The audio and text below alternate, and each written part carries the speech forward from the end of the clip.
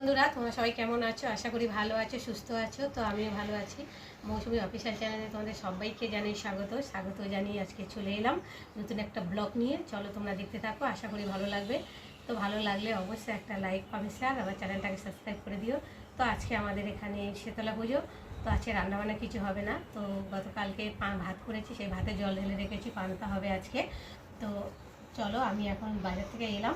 তো এখন পুজোর বাজার করে এনেছি, তো আমাদের সাথে শেয়ার করবো। তো দেখো, প্রথমেই দেখাই তরমুজ এনেছি, দেখতে পাচ্ছ কতটা বড়। আর তরমুজটা নিয়েছি, কেটেও দেখেও নিয়েছি তরমুজটা ভেতরে যাতে লাল হয়। তো দেখতে পাচ্ছ, অনেক সময় বাড়িতে এনে দেখি যে ভেতরে লাল হয় না, কেমন সাদা সাদা ভাব হয়।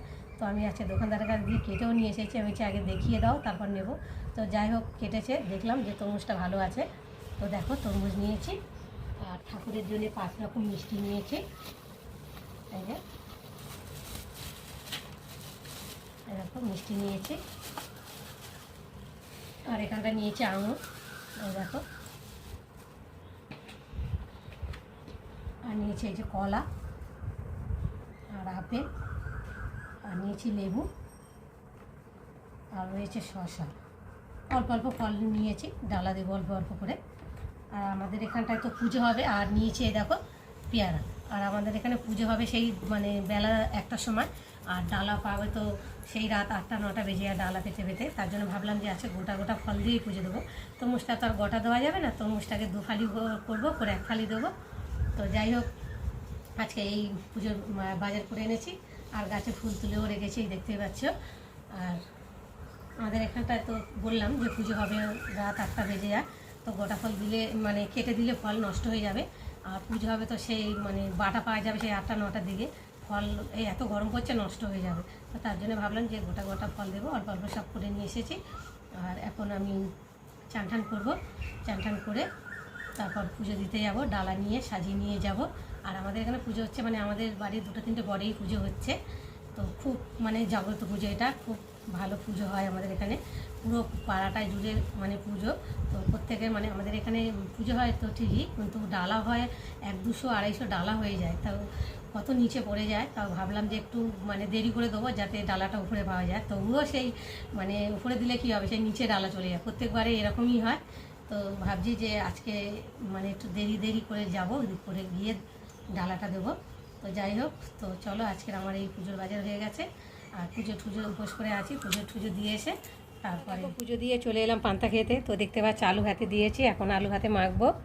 আর এই দেখো, এলাম এখন 7টা বাজে, এইসবে ডালা আনলে পুজো দিয়ে এলাম, তখন 7:30টা বাজে।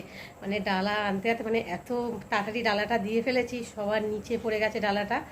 আর গিয়ে দাঁড়িয়েই রয়েছি কুপন হাতে করে নিয়ে, কখন ডালা দেবে, কখন ডালা দেবে। সে সবার হয়ে যাচ্ছে, আমার আর হচ্ছে না। চাপা পড়ে গেছে, অনেকটা তলায় পড়ে গেছে। আগে দিয়েছি তো তার জন্যে। যাই হোক, দাঁড়িয়ে থেকে থেকে থেকে পাও যন্ত্রণা করছে, আর এদিকে গরমও লাগছে, ভালো লাগছে না কিছু। কখন বাড়ি যাব। তো শেষ পথে আর ভালো লাগছে না, চলে আসছিলাম। তখন দেখি নামটা ডেকেছে, তো তখন বাটাটা নিয়ে আর চলে এলাম। তো এসে একটু ফল প্রসাদ গোটা প্রসাদ দিয়েছিলাম, কারণ এই গরমে নষ্ট হয়ে যাবে তার জন্যে। তো এসে প্রসাদ একটু কেটে সবাইকে দিলাম, নিজেও একটু খেলাম, খেয়ে একটু জল টল খেয়ে নিলাম। নিয়ে ভাবলাম যে এখন 8টা বাজে, ভাবলাম একটু ভাত বসিয়ে দিই। আজকে বেশি কিছু রান্না করব না, কেননা রাতও হয়ে গেছে, আর শরীরেও ইচ্ছা করছে না যে কোনো রকম সেদ্ধ ভাত বসিয়ে দিয়েছি। তো সেদ্ধ ভাত হচ্ছে, আর কিছু করব না। তো এখন চলো, ভাত হচ্ছে। আর হালকা হালকা হাওয়াও ছেড়েছে, দরজা রাখবা দিচ্ছে। তো দেখতে পাচ্ছ, আমি এখন এই যে ভাত বসিয়েছি, সেদ্ধ ভাত হবে। আর তোমার দাদাভাই এখন আসেনি, হয়তো 9টার দিকে আসবে। যাই হোক, আসুক। তোমার দাদাভাইয়ের জন্য প্রসাদও রেখে দিয়েছে, এসে প্রসাদ খাবে। আর তরমুজ কিনেছি, তো তরমুজটা তোমার দাদাভাই ভীষণ প্রিয়। ওই তরমুজ হলে আর কিছু খাবে না, তো তার জন্য তোমার দাদাভাই তরমুজ ফল প্রসাদ রেখে দিয়েছি কেটে। আর আমরা চা খাবার খেয়ে নিয়েছি। কী করবো বাবা, আর ভাল লাগছে না। ভাতটা হয়ে গেলে ফ্যানটা ঝাড়বো, ঝেড়ে একটু শোবো। আর শুয়ে পড়লে গা ছেড়ে দেবে। এখন শুচ্ছি না, কেন শুলে আর উঠতে ইচ্ছা করবে না।